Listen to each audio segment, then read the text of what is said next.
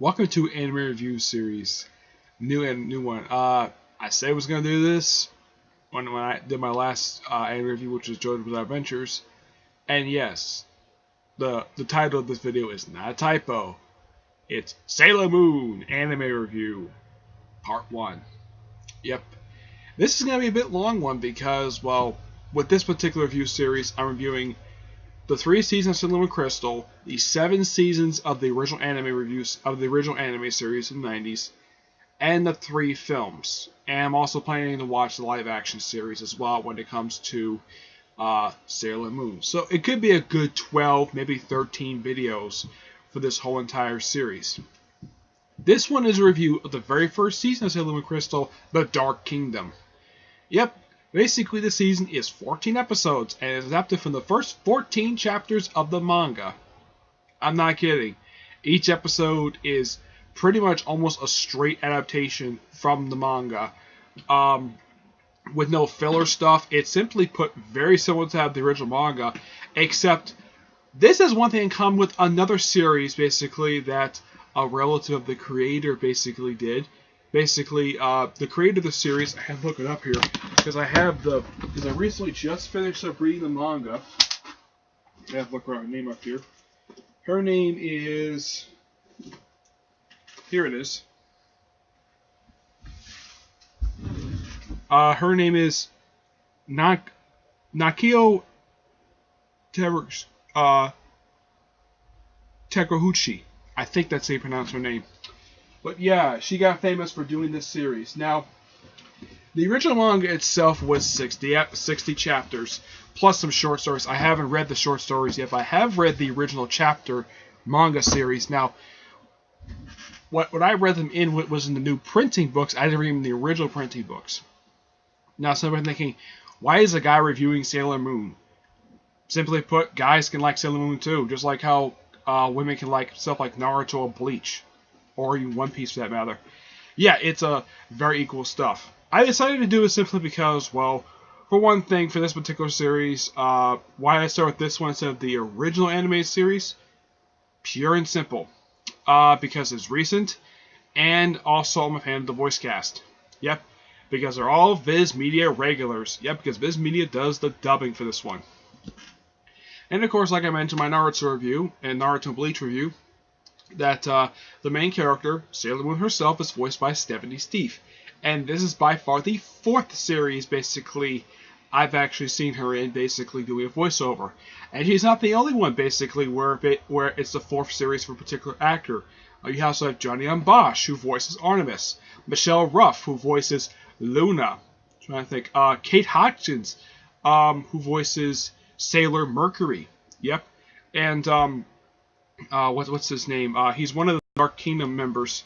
Let's see if I can look him up here. Excuse me. See if I can find him here.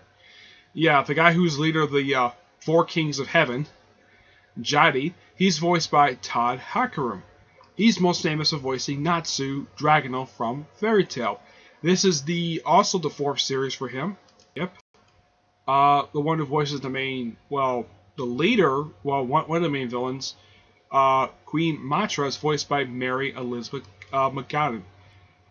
I've seen her in a couple series, at least 4 of them. She voiced the main character from Ghost in the Shell, Koronayuchi, and at least several characters from Naruto, basically from Naruto Shippuden. And she also was on Bleach. Yep. That's basically where she's from. The one who voiced Queen Beryl, who's kind of like the main overall antagonist, so she's voiced by Cindy Robinson. And aside from this series, I have seen her in of her work. I have seen her in Hunter x Hunter. She voiced the. Actually, I haven't really got to that particular point, but I have watched Hunter x Hunter, but I didn't hear her voice in that one. But I have watched it. Bleach. She was also in Ghost in the Shell, voicing a couple characters in there. That's really it for her. Now, what about the other kings? Well, you have one here voiced by Liam O'Brien, which I know him as basically the voice of Gaara, my favorite male character from from Naruto. So aside from basically voicing Gaara in Naruto Shippuden, let's see. Other anime works basically I've seen him in. He was in Ghost in the Shell. I don't really remember what the characters he voiced, but he did do Ghost in the Shell. I watched that with that show. Oh yeah, he also has been the voice of. He is also a voiceover on several cartoon shows filmed here. Basically, it's Wolverine the X-Men, G.I. Joe Renegades, Avengers Assemble, Hulk and Age of Smash, Star Wars Rebels, Ultimate Spider-Man, and Transformers War of the Skies. Ultimate Spider-Man, he voiced Doctor Strange. Not kidding, he did. Zosi, he's voiced by Leishan Dodge. I'm not familiar with this guy. I didn't get a chance to look and see what books stuff he's in. He was definitely in Bleach, and Naruto Shippuden, and that's it. Only a couple other series I've seen with him in it. The guy and he's basically the leader of the group. He was voiced by Patrick Sleet. Sheesh, I think it's pronounced name. This is by far the 7th series I've seen him in basically where he voices a character. He did JoJo Bizarre Adventures. He's done it on Naruto Shippuden, Bleach, One Piece, and Fairy Tail. So, yeah, a lot of series, basically. So I'm very familiar with this actor. Of course, JoJo Bizarre Adventures. Yep, and that's really it for these characters. Now, as for the other ones, Tuxedo Mask is voiced by, and this of course in the Viz dub, he's voiced by Rami Damon. I think I've seen like a couple other stuff. Let's see. Well, currently he's the voice of Spider-Man in the current Spider-Man series, and that's really it. I haven't seen really. Oh yeah, he was also on Hunter x Hunter, but yeah, he was the leader of the Phantom Troop. That's basically who he voiced. So if you're familiar with the 2011 Hunter x Hunter series, that's who he voiced. Sailor Mars is voiced by Christina V. Yep, Christina V voiced her. And she played Kula from the 2011 Hunter x Hunter series. Let's see, any other stuff I've seen her in? Aside from that, nope. So for her, it's a second series for her. Yep. And of course, you also have Sailor Jupiter, the tallest of the Sailor Scouts. She's voiced by Amanda C. Miller. Yep. Who did the she's currently the dub actress for Boruto. Yep. And she's also done, let's see, she has done, aside from that, that's really it.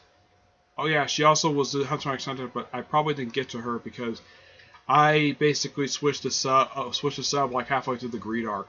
Yep. Actually, it was like almost toward the end of the Phantom Troop arc. Yep. Sailor Venus is voiced by Carmela Lee. And she, let's see, she voiced Lucy, Harphelia from Fairy Tail. Yep, if you're familiar with Fairy Tail, she voiced the main character for that one. And that's really it. I haven't seen her much in anything else. There's one series that my friend Negra basically is going to be too solely. She's in that one as well. I might do that one in the future. Yep. And of course they did. I had to mention the voice actor for this character here, because they just had her introduced in the last episode. She's voiced by Sandy Fox. It's Sailor Minimoon. Yep, Sailor Minimoon basically made her first appearance on Crystal, and she let's see, for anime wise, I haven't seen much anything else. The stuff I have personally watched myself. Yeah, so that's really it for who the dub actors are. But yeah, it's a lot of Viz Media regulars basically when it comes to the show. And from what I can tell, they must have pulled almost every single voice actor they had to do this show, because there's a lot of familiar names if you take the time to research basically who voices these characters. I was obviously familiar with at least a few of these characters because a few of these voice actors because I've seen them in other stuff like Naruto, Bleach. Yeah, it was Naruto, Bleach, and I also see some of these people on JoJo's Bizarre Adventures, definitely. But the guy who voiced the leader, him I've seen a bunch of series. I mean, my God, there's like 7 series I've basically seen him in now, which is amazing the fact I have. Stephanie Seep, I'm basically a fan of her basically when she voiced Hinata from Naruto. And currently she still does Naruto because they haven't finished releasing the dub for that particular show. Yep, as far as I can tell, they're almost done releasing the dub for that one, but Bleach they're done with. And she must have did this show probably, and this is my personal guess, probably, even though she did also JoJo's Bizarre Adventures, though she only appeared in 3 episodes, she must have started the dubbing for this. Let's see, when did the dub start for this thing? Let's take a look for this particular series. Let's see. The first dub episode was released for this series in 2015. So she must have did this right after she finished, at least a year after she finished up Bleach, and after she finished up JoJo's Bizarre Adventure, she must have started it right then and there. Though she's also doing the redub for the original series. And at least Vince McMahon dub every single episode, unlike the original dubbers skip every episode. But I'll get to that one in a couple of videos from now. But overall, this was one great season. And set in modern day, one way to tell that is the fact that one of the characters has a laptop, which is something, after reading the manga, they never had laptops in the 90s. And for some reason, despite the fact set in modern day, there's no cell phones at all. Which I'm like, that's odd. I would have thought this show was set in present day. And yet, the only piece of modern technology I see here is a laptop. That's it. The command center that they have in here is simply put the same look as does in the actual manga, so there's no change to that. Much everything here is pretty much the same. Now, with this particular show, they stick much more closer to how the artwork is depicted, how the characters depicted in the manga. And my friend Edgar didn't like that very much. That probably turned him off from the series. Me, I didn't mind it at all because, well, it didn't bother me one bit. Because, well, I had just finished reading the manga, so I'm kind of used to basically how the characters look. And I got handed to the people who did the dub for this first season.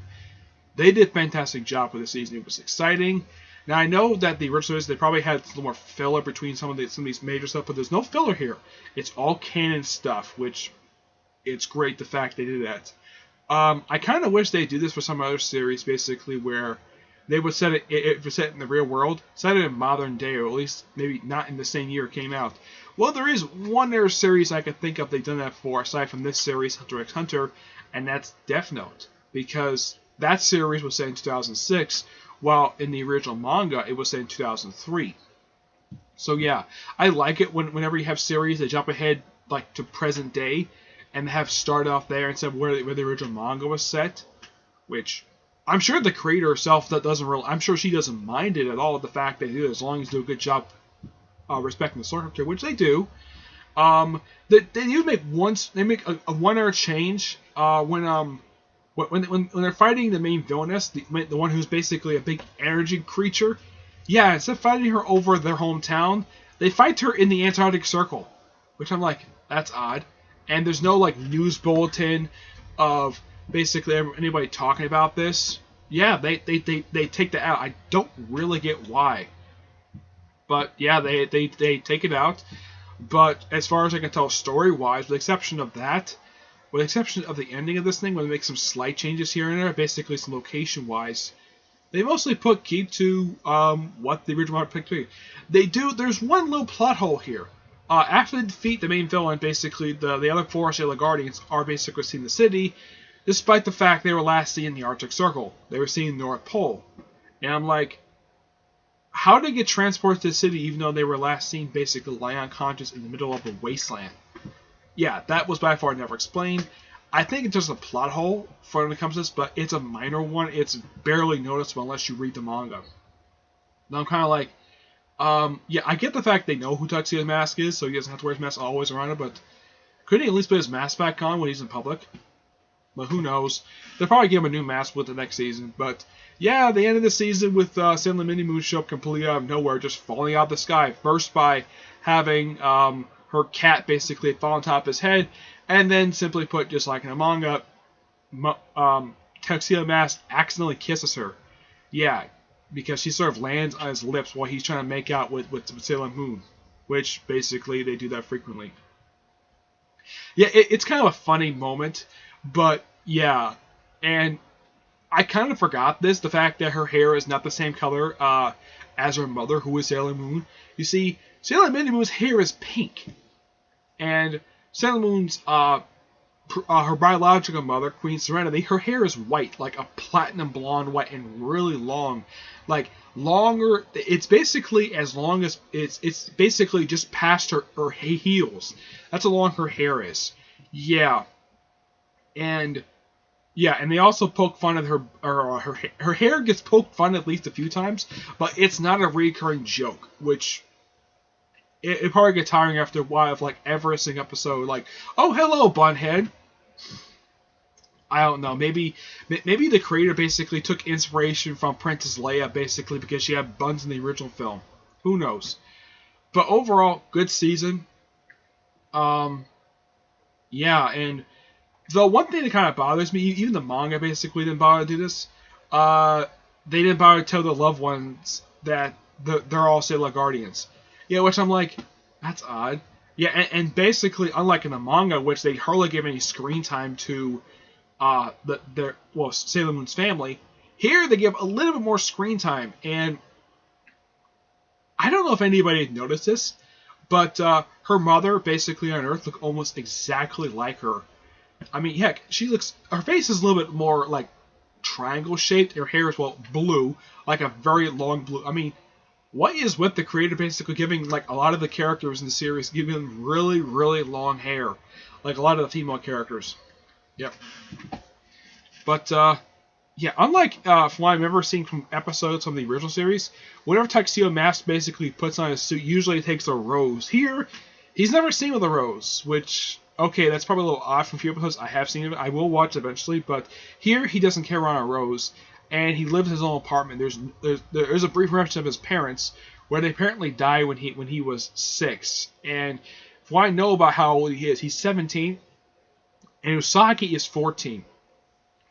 Yeah, a 3-year age difference, which it's not exactly a big problem because she's supposed to be an 8th grader in middle school. He's probably like senior high school, but that's probably how they do things over in Japan. I don't know. Here, it's probably a bit iffy, and he'd probably be arrested for underage dating, but who knows.